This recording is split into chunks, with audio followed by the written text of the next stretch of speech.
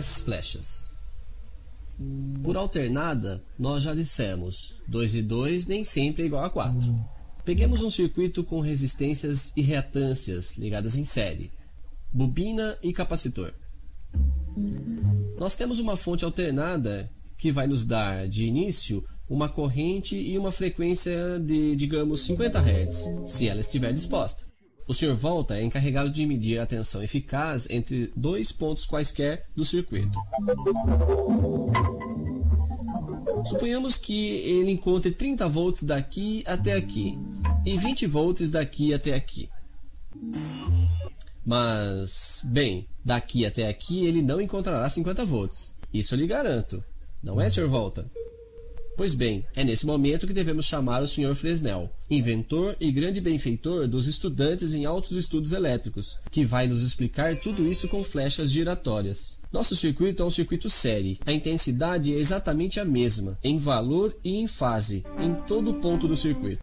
O eixo de flecha de intensidade de corrente vai, portanto, nos servir como referência. É o regime de fase, como dizemos. Nos terminais da resistência, sabemos que a tensão está em fase com a intensidade de corrente. Nos terminais da bobina, a gente viu também, a tensão está defasada, adiantada em 90 graus.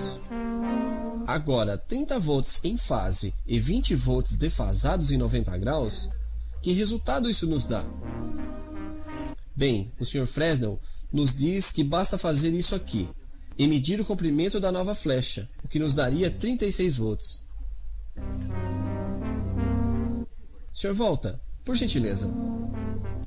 Ah, bem, é isso mesmo.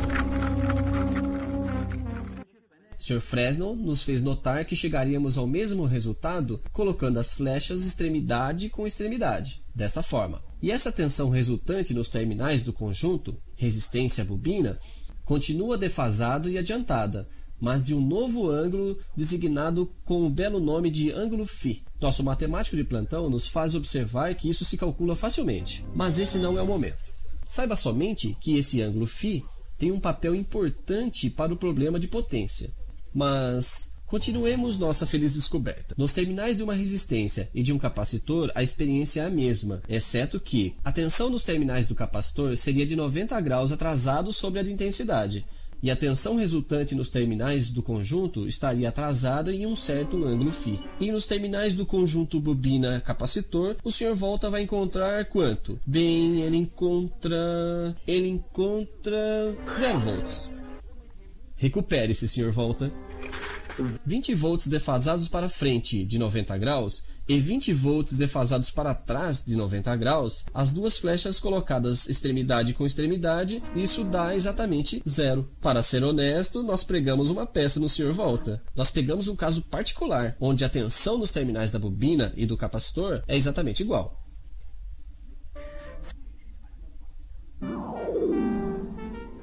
Mas isso não é normalmente o caso.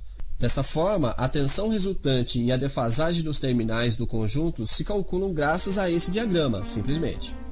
Observe, ele poderia ter poupado o Sr. Volta de todas essas preocupações de medição de tensão, servindo-se simplesmente dos valores da resistência e da reatância. Pegamos novamente nosso triângulo de tensões do início.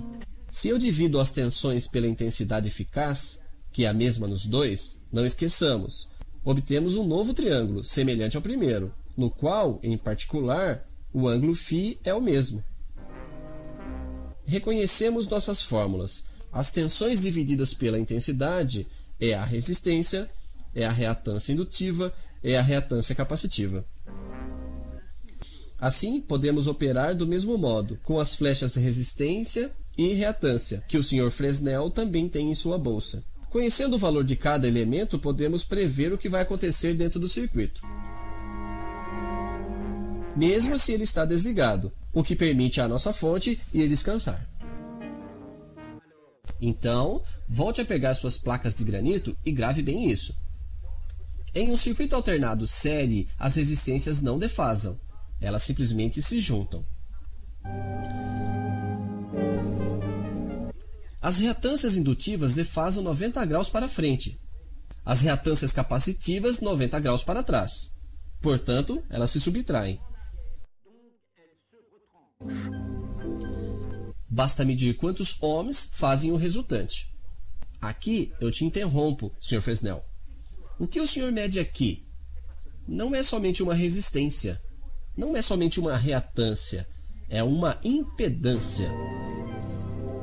Eu sei que isso dá muita coisa terminada em ânsia, mas não há alternativa. Tem que ser assim.